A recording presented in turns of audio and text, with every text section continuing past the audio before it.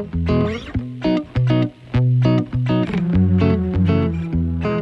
guys, so I wanted to make a video like this for quite some time. I finally stopped making excuses and here I am. So my name is Ruthie. I'm guessing if you're watching this video, you're finding it from researching ulcerative colitis, J-pouch, ostomy bags. So I wanted to give my health history of what's happened thus far in my life as far as my ulcerative colitis journey, living with an ostomy bag, and now living with a J pouch, and just kind of how that's affected my mental health and just ways I've been coping. And yeah, so I'm just gonna get right into it. I'm not gonna go into detail like explaining the terms. Like I'm just gonna assume that you know what ulcerative colitis is, what an ostomy bag is, what a J-pouch. I'm just gonna assume you know all that stuff. And then in the future, if I find people are watching this who don't really know or are curious, then I'll make videos explaining that stuff. So to start, I was diagnosed with ulcerative colitis when I was 15. I kind of always had a sensitive stomach, so I was like lactose intolerant in kindergarten. I got diagnosed with that. So, and I always just found myself in the nurse's office. Like me and the nurses, school nurses, best friends, always. I could kind of just go there whenever I needed to. And you know, as a girl, especially as a young girl, bathroom problems are a nightmare. I would straight up have nightmares about like farting in class or someone walking in on me when I'm pooping or like you name it, just anything that involving someone finding out that I fart and that I poop. Like, oh my God, like oh my God. I'm sorry. My cat just ate shit. Okay. Are you okay? Where'd you go? It's okay. Okay. So he's fine. I always kind of felt in my head, I'm like, I mean, I see this with other people. Like sometimes your biggest fears or the things you want to avoid the most, like just have a way of just coming into your life and forcing you to deal with them. And that definitely happened with me. I don't know whether that's like just a coincidence or not, but that's what happened. So when I was 15, I just remember I've always been an athlete, and there was a big volleyball game coming up, and it was like against our rival team. Like hours before the game, I couldn't get off the toilet. I just couldn't. Like anytime I would stand up, I just had to run right back. Like I just felt like I was going to shit myself, and then once I got onto the toilet, I couldn't shit. And then just blood started coming out. And that I remember that had been happening for like a few months, and I didn't tell anyone. I didn't tell my mom, I didn't tell friends. I was just like my secret. Cuz I just figured it would go away. Like I just thought I had like a stomach bug or something like, and it's embarrassing. I don't like talking about it. So I was shitting blood. I finally told my mom because she was like, why are you in the bathroom so much? And she was like, we have to go to the hospital right now. So I'm like, oh my God. And I'm like, no, I can't. I'm going to miss the game. I'm like crying because I'm just like, they're never going to put me on the team now. Like, I'm unreliable, like all that shit. So go to the hospital and get diagnosed with ulcerative colitis. And I remember that day, the gastro told me about the J pouch surgery and about having an ostomy bag. And as soon as he said it, I was like, nope, I'm never having that done. Never. I'm never going to have that done. And I think I felt so strongly about it because there was a pretty solid voice in my head saying, you're going to have that done. You're going to have a shit bag. You're going to have it. And everything in my body was like, no, no, I'm not. Like, liar. And I like fight with myself a lot. So, yeah, that was when I first heard of an ostomy surgery and like having the shit bag and all that. I just like to refer to it as a shit bag because it's funny sounding. So, and that's what it is. Let's be real. You shit into a bag. Um, so from 15 to 18, I tried everything under the sun to get my colitis under control. I was on Lialda, I was on Symphony, prednisone for flare-ups, Remicade, which was the worst. I got like weird skin tags, that like infusion you go once a month to the hospital for. Methotrexate I was on more recently actually. and then Humira I tried. So all of those, I've always, I don't want to feel like so fragile.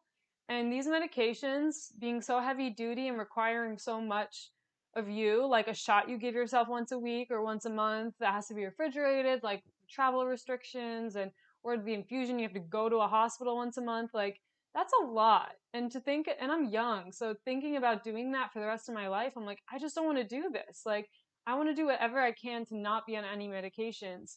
So I tried getting off medications so many times and just tried to focus on eating right, eating or listening to my body and not eating the things that are going to fuck me up. I have such a sensitive stomach. There's so many dietary restrictions I have that I'll go into at some point.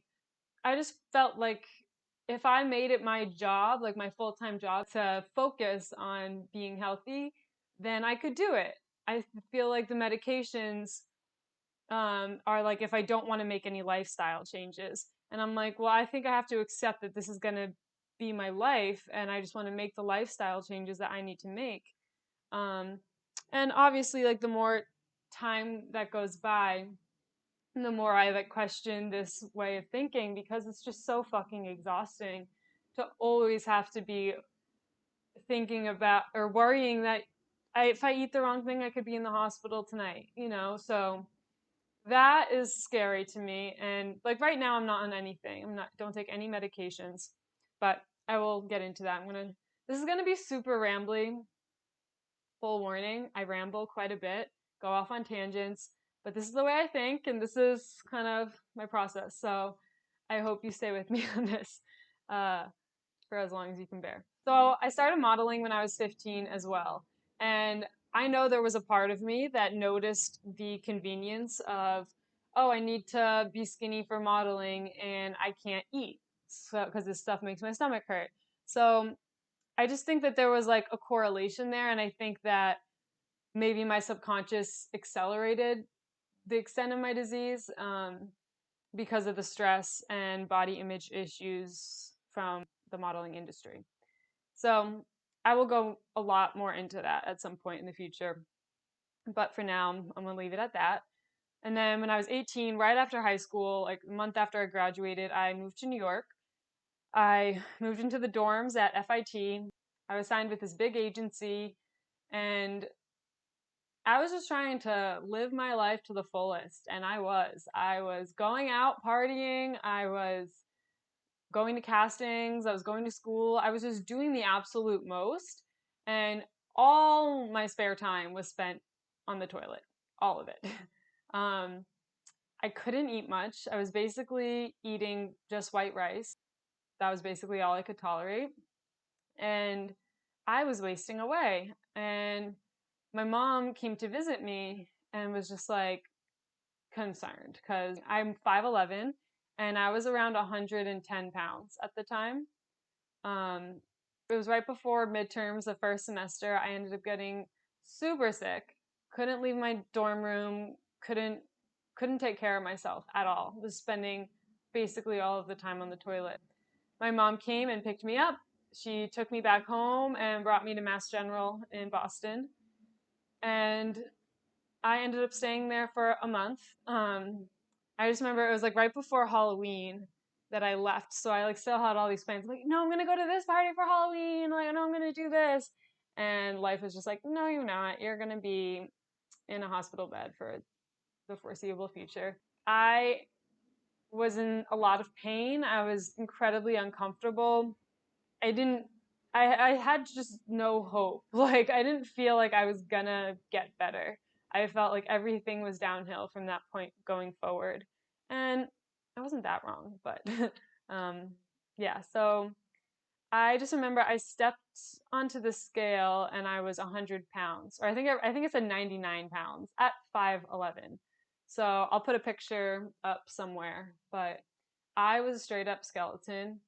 I just remember people looking at me, and like the way they looked at me was like scared and concerned, and I was confused. I just remember Googling what a healthy weight is for someone who's 5'11", and it was like 150, 160, and I was like, that's fat. Like, I was like, I could never be that heavy.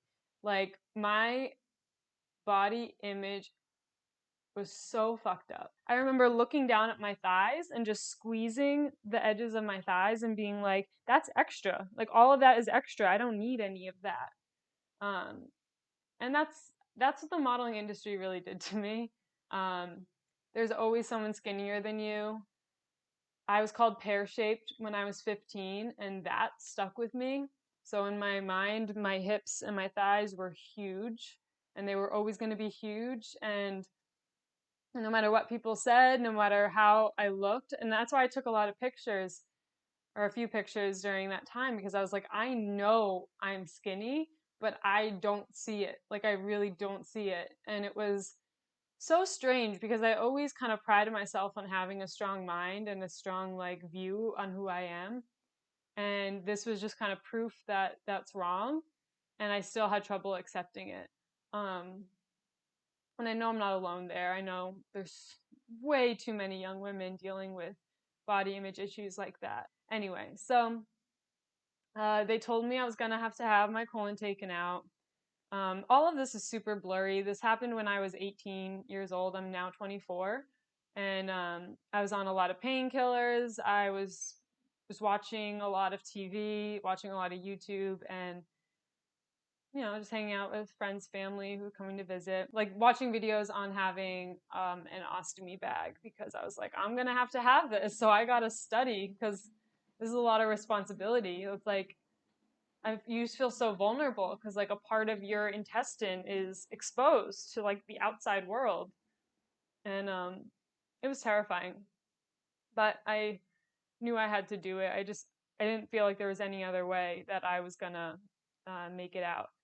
I had a 3-step colectomy. So the first surgery, they took out the colon and created the ostomy, the stoma, and the ostomy bag. And then the second surgery was 3 months later, and they constructed the J pouch. And then 3 months after that, I had the reversal surgery where they got rid of the ostomy bag and reconnected um, my intestines to work. Um, so I'll go through that like briefly, just kind of what my emotional state was at the time, as much as I can remember, because like as I said, there's been a lot that's happened since then, which I'll get into. Living with a stoma was really difficult.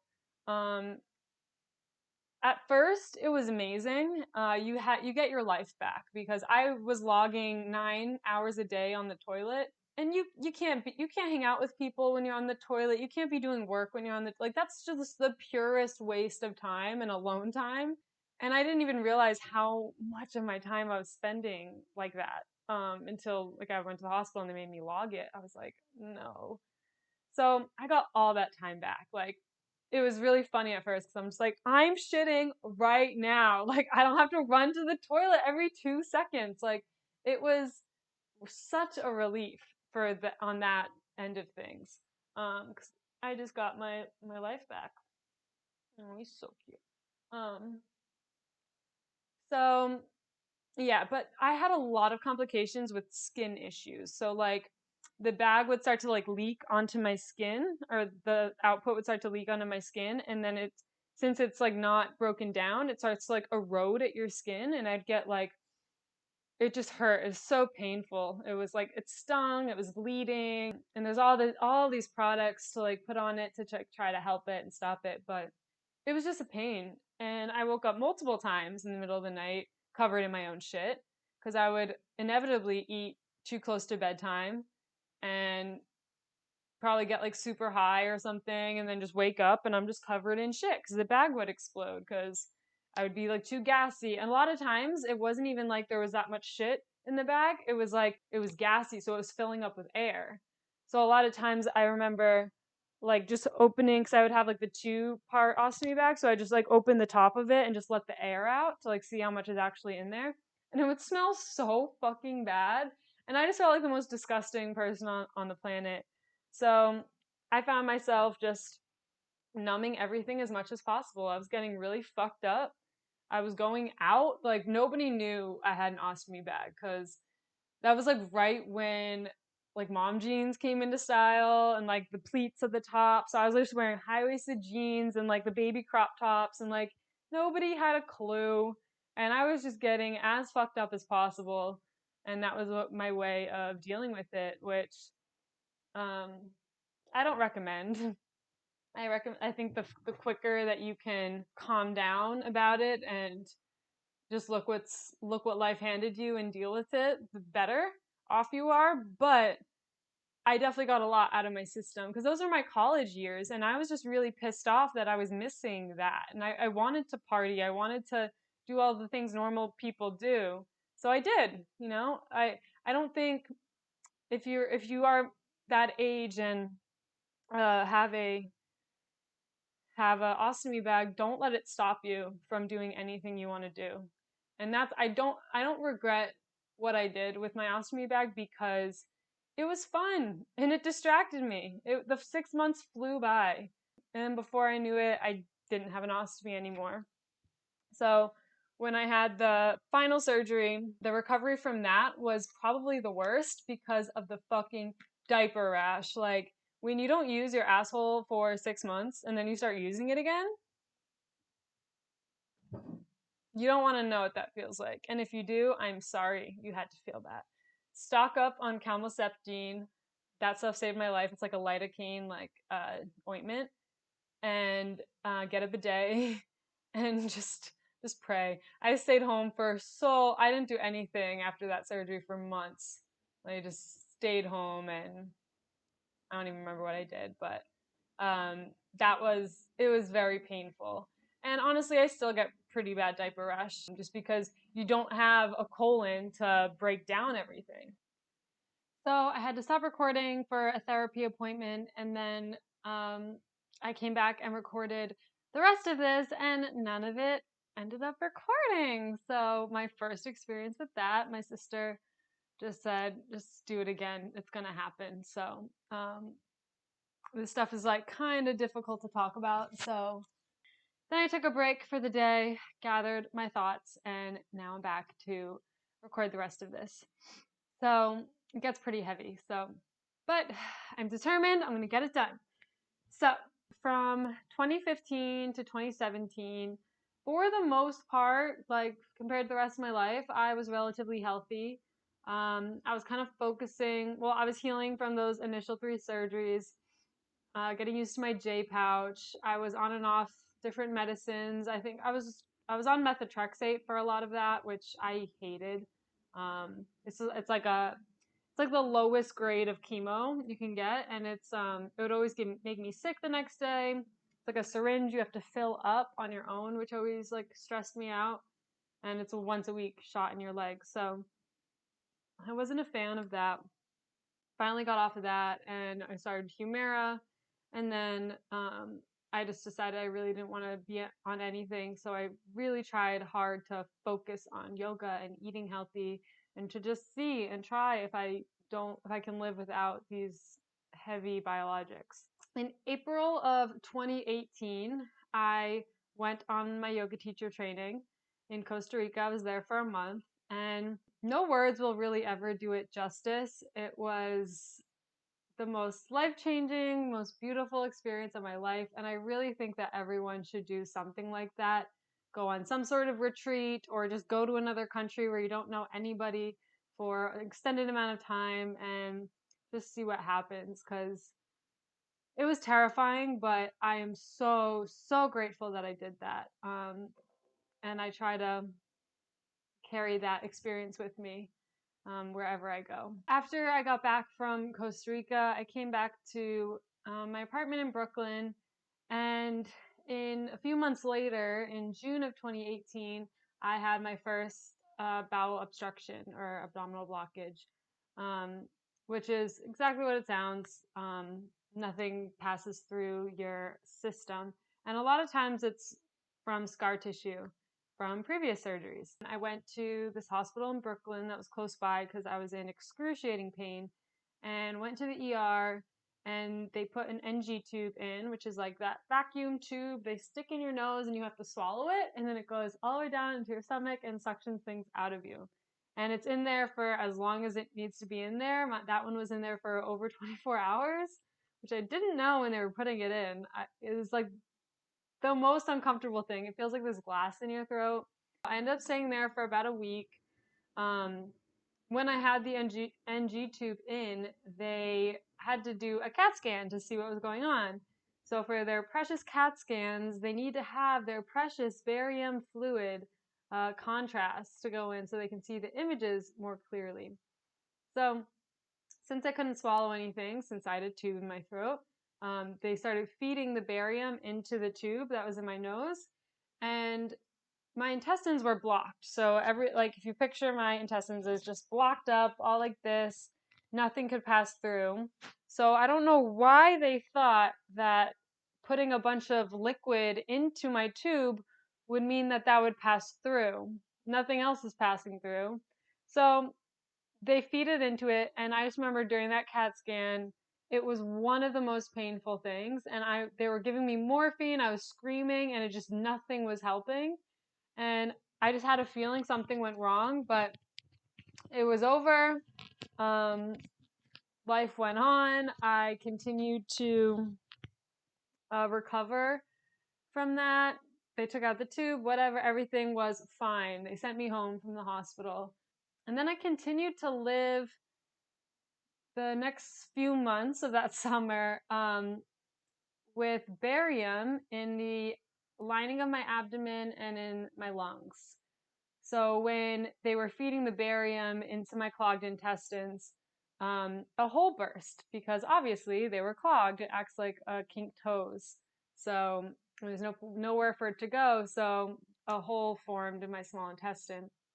And then the barium fluid leaked out into my abdomen wall and my lungs. And I only really knew something was wrong when I was starting to have trouble breathing. I've never had problems breathing. And then I had a really sharp pain like underneath my rib, and it was just very strange feeling. I was like, I think I should go to the hospital.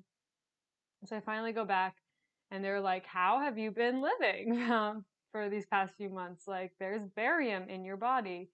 And then I had another surgery to remove the barium and clean up the scar tissue. And then I had a catheter put in my lungs to remove the barium fluid from my lungs, which is like, don't ever get a catheter put in your lungs. I'm just going to leave it there. It's like, it's in your back, and they like drain it for 5 minutes, and it is not fun at all. It was really hard to do. Anyway, so that was in September of 2018. After all that happened, I was pretty traumatized and didn't really feel like hustling in New York anymore. I just wanted to go home, hang out with my dog, hang out with my parents. I was just kind of over it. So my boyfriend and I decided to move back into the house I grew up in Massachusetts, and just spend a year there just trying to like relax and figure our shit out, just figure out what we want to do. And I spent that year mostly healing, doing a lot of yoga. I was teaching a lot. I started posting videos on YouTube and just trying to get back on my feet, basically. I wanted to move back to New York, and we knew that. We just wanted a break. We got our apartment in Brooklyn, January 2020, and I was going to Costa Rica to help teach on the yoga teacher training that I was a student on once. They wanted me back as a teacher. So I went back to Costa Rica in February of 2020. Spent the month there. It was a beautiful experience. I met so many amazing people, but my health did not feel right when I was there. I felt incredibly dehydrated. It was the dry season. I don't have a colon. I felt like I could not drink enough water. There was no air conditioning. I was just sweating 24/7 for like a month. And then by the last week, I had to go to urgent care and get an IV drip, and the guy made my arm bleed. And it was just this whole like ordeal. It was really scary also because I was in an unfamiliar country, just unfamiliar doctors who didn't speak English, and my Spanish isn't the best. So it was just all pretty uncomfortable. So I was actually excited to go home, and it was kind of a bummer because the last time I was in Costa Rica, it was the healthiest I've ever felt. So I was just fully expecting to get like a health boost from being there, but it really was kind of the opposite. It was pretty draining. So I get back first week of March, and then I spent that week going to see modeling agencies and looking for jobs around the city and just trying to like kickstart my life back in New York and hopefully get signed and do all that stuff. So then on March 10th in 2020, I started to have blockage symptoms, a lot of belly pain, same thing. Go back to Mount Sinai uptown. And then my surgeon comes down and he says that what it looks like from the imaging is that the organs like aren't in the right places, and he hasn't really seen it before, and he's only like read about stuff like that, so he needs to go in and check it out. And that's really not what you want to hear when you're about to be in surgery, is that your surgeon has never seen it before. What are you gonna do? I went into the surgery, woke up to the news that my organs had twisted around each other. And they have no idea how it happened. They have no idea what causes it, no idea how to prevent it. It was all just question marks. And I still don't have answers for any of that. So it's all just pretty unsettling because I'm like, did I do something wrong? Am I going to keep doing something wrong? Is that going to happen again? Like, it's just so many unknowns, which is like, welcome to living life with chronic illnesses. Like, just nobody knows. It's everything is just, oh, we don't know, but it should be okay. And I'm just like, this is my life here, you know? This is one of the big reasons why I'm making these videos now, is because it's so hard to get people to understand you. And the only way I feel understood is by talking to people who actually understand and who've been through this or have been with me going through this, even though they, like my family and my friends, even though they don't fully understand, like they've seen me and like they see how I react to things and they know me. So I feel like understood by them, but not on a level of like, you've been through it too. This is why the internet is fantastic. So if you're familiar with the COVID timeline in New York, March 10th, not the best time to be in the hospital. This whole shitty, the whole shitty, yep, Freudian slip. The whole city shut down on March 13th. So usually after a surgery, I end up staying in the hospital for at least 5 days, like minimum. It's usually more like a week. This time they kicked me out on the 13th. So my surgery was on the 10th and they kicked me out 3 days after. And they're like, if you can have oral pain meds, like go. And it was a little bit confusing. Like there was rumors about COVID, but they didn't come out and straight up say that. And then right when I get home from the hospital, like I'm watching the news and like everything shut down, like quarantine starts, like boom. So I was dealing with that anxiety of like, oh my God, I was just in the hospital and had surgery, and what if I got COVID, all that stuff. But I was good, no worries. So then I went home and spent the following 2 months with my parents, just healing, recovering, quarantining. That's where I hatched my idea for the Patreon page and expanding that stuff. So I'm really just looking for a job that I can do through all of this bullshit, you know, because it's really, really exhausting to be working a regular job and just having to like quit for months at a time, or just like, you know, just be gone when something like this comes up, which is inevitable with this chronic hell that um, some people have to live in. So I'm just trying to work with it the best I can and trying to do stuff from home, which is just kind of against my nature because I really want to be out there in the world and do customer service. Like I'm a waitress, I'm a barista, I'm a teacher. Like I want to be talking to people. So I guess in this virtual world, I can do a lot of that stuff from home. I mean, obviously not customer service, but maybe like a call center or something. If anyone has ideas, if you have these issues and you have a job you love where you can stay home and do it, like let me know because I really need to make money. But I also need to be happy and be as stress-free as possible in order to stay out of the hospital. So let me know, please. So after about 2 months of staying back home with my family, I decided to come back to New York and finish my recovery and quarantine here in Brooklyn. And almost exactly 6 months after the surgery I had in March, on September 5th, 2020, I got blockage symptoms again. I tried to do everything in my power to stop it. I did all the torso twists, took all the laxatives, all the crystals, all the massaging, and was so determined to try to stop it on my own. And I failed. I was throwing up. By the end of it, I probably threw up like over 30 times. I couldn't stop.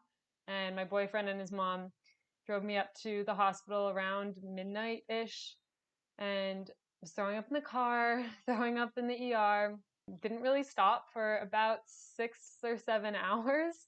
And it was just a completely hellish experience that I don't really want to relive by telling it. You can imagine.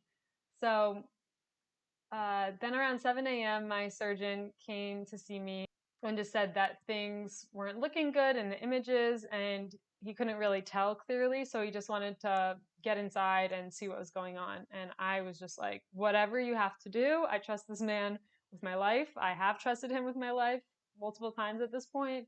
Um, so I just said whatever he had to do to get me out of this pain, please just make it stop, because there was nothing that was helping the pain whatsoever.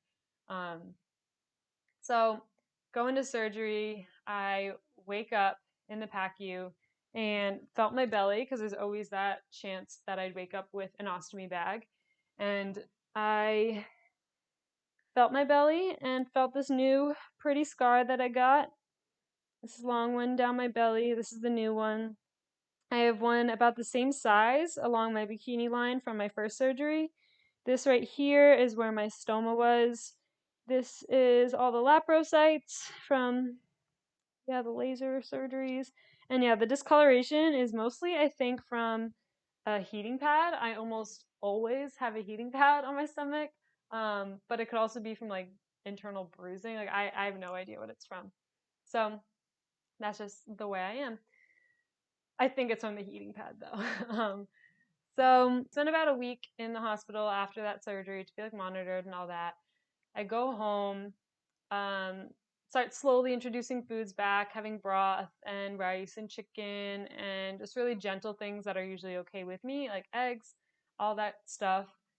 And then the day before I went in for my post-op, I started having blockage symptoms again, and it was awful. I was in a ton of pain. And this time I just took a ton of laxatives and just prayed that it would pass, because my appointment was the next day. So I just thought if I could make it to my appointment, I'll be good. So around 4 o'clock, I started to get some relief from the blockage symptoms and was like, phew. Went to my post-op the next day and told him what had happened. And he looked pretty concerned. And explained to me that he left that damaged part of the small intestine in my stomach. So there's always a chance that that doesn't recover and he'll end up having to take it out anyway. So for the following 2 weeks, he ordered me to just have baby food and Ensure drinks to get my vitamins, because like, we got to get your weight up and got to get the right vitamins in you so that you can hopefully heal properly, because I hadn't been able to tolerate enough food to heal. So that was 2 weeks ago from tomorrow. So tomorrow I'm going to see him again, and we'll talk about whether I need to have another surgery this week or next week. So that's really why I wanted to make this video now, is to kind of catch up on my health history. So that way in the future, if there is any more surgeries, I'll be able to document them as they're happening and kind of reach out for that help and support in the moment of it. So my hope with this video is that there's someone out there just like me, maybe in the hospital, maybe about to have their ostomy surgery, maybe having their J pouch, maybe just sitting at home looking for someone who might understand what they're going through, because that's what I was doing, and now it feels right to kind of contribute to the other side of it and share my story. So I hope that you get some comfort from just knowing that you're not alone in this. And if there's anyone out there who's been through exactly like what I was just talking about, of like living with a J pouch and have a lot of problems with blockages, with scar tissue and all that, and like are considering getting an ostomy bag again, hit me up because I would love to kind of like talk that out with you. And in the future, I'll be making more videos kind of talking about what it was like to have an ostomy bag, what it's like to have a J pouch, what my daily diet is like since I have a lot of dietary restrictions. I can talk more about that. I'd also like to talk about my experience in the modeling industry and how I think that kind of warped my body image issues, how I know that warped my body image issues, and how I think that that accelerated the extent of my disease. So those are all things that I definitely will be talking about in the future. But if you have any ideas or questions, anything that you're curious about that you'd like to hear more about, if it's a private thing, you can send me a message on any way you can find to contact me, Instagram, DM, email, right here. So thank you so much for watching this video. Make sure you like, comment, subscribe, all those things you're supposed to do. Hit the little bell thingy. I think that's the new one. And yeah, I hope that you feel less alone and know that there's always people out there looking to connect. And I am one of them. So please hit me up if you want to talk about what you're dealing with. It'll help both of us. So I will see you in the next video.